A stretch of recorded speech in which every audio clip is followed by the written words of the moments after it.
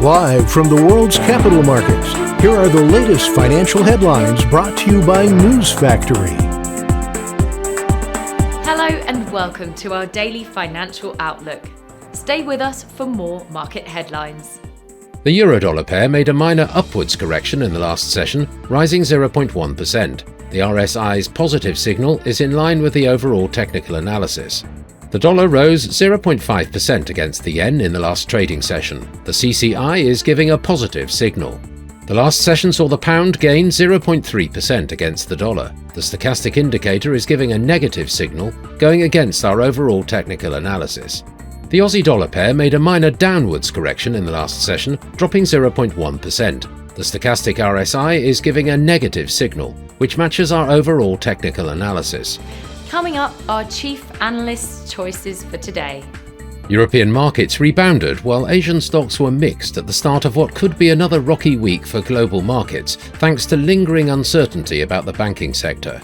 Bitcoin plunged below $27,000 after the US Commodity Futures Trading Commission filed a lawsuit against Binance and its founder Changpeng Zhao over allegations that the exchange knowingly offered unregistered crypto derivative products in the US, a violation of federal law. Most electric vehicle stocks are up this year, but Rivian is one exception. Its shares keep hitting all-time lows, dipping below $13 per share at some points during March. Its shares are down around 25% year to date. Those were today's major economic events, and now moving on to world financial headlines. The US S&P Case-Shiller Home Price Indices will be released at 1300 hours GMT. Italy's business confidence at 0800 hours GMT. The Irish retail sales at 1000 hours GMT. The US consumer confidence will be released at 1400 hours GMT. The US Red Book Index at 12:55 GMT. Australia's retail sales at 00 hours and 30 minutes GMT. We hope that you've enjoyed Tuesday's financial report.